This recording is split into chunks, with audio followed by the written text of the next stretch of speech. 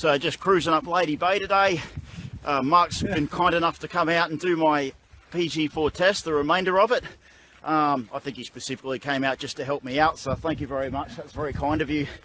So 360s today and search for stool. What I'm hoping to do, fly out to the beach and then do my 360s there and do the search for stool on the way out. Good to see even the experts get it wrong sometimes. Nice work, Harry. How they hanging there, Harry? Hey? How they hanging there? What the fuck are you doing? Time for Mr. Vasectomy to show us his style. Nice. Good one, Doc.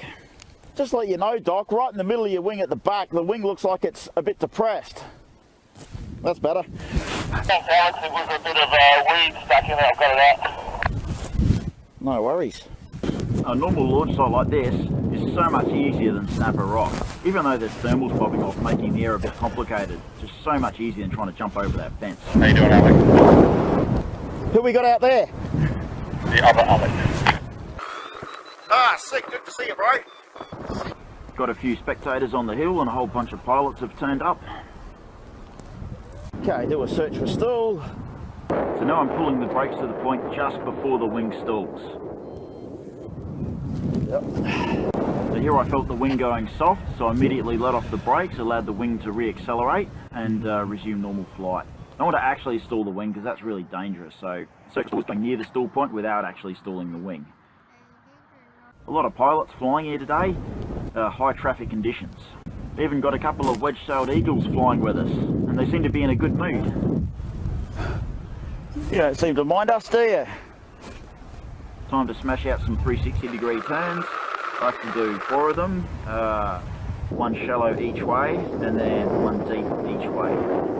360s are pretty easy to do. You just got to make sure you got plenty of room to do them and plenty of height, so you don't run into anything. Time to finish it off with a spot landing.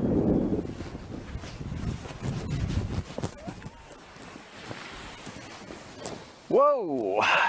Loaded down nicely. Well, you see some damage on there?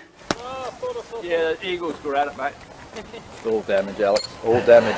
No, I might as well leave it here. Love my mental. That's a great little wing. Take all the sheep off. They only create drag. That's all they're good for. They're only drag. No, they don't. They look nice. And they prevent annoyance. And they support the tape industry for when they trade. Well, landed, packed up, finished all my practical testing for PG4. Now it's just a matter of doing the written examination. So, beautiful. Hey, Michael. How are you, man? Gonna try getting up? It's kind of light at the moment. I'll give it a 50-50 if I launch now, I'll end up on the beach.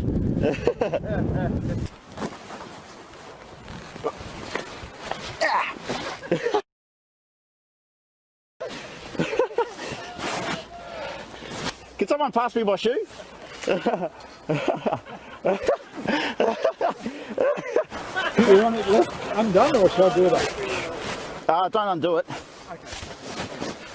Right now, I'm trying not to drop this wing. I've never seen anybody fucking put their shoes on while kiting a fucking This is part of your PG4 thing. This is...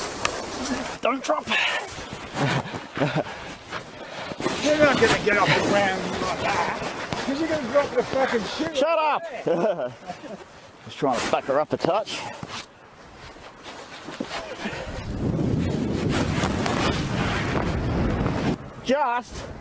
Just sort of scratchy type flying. So for my PG4, I've got my VHF radio rating. I did that with Adrian Palfrey. I've done way more than 25 flying days and 30 hours of air time. I've flown over 5 different sites. I've flown a load of sites, and I've done plenty of high altitude soaring flights. The hardest part about getting the experience for the PG4 license was building up the thermal time. You need 5 hours of flying in thermals, and there's very little opportunity to do it in South Australia. I got really lucky that Mount Terrible came on for me and I managed to build up the time.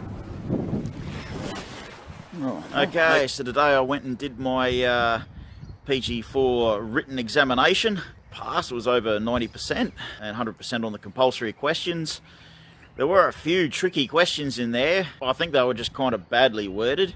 That's all the requirements meant for PG4. I'd really like to acknowledge the amount of effort that people have voluntarily put in to the sport, which has really helped me get to where I am with the PG4 license.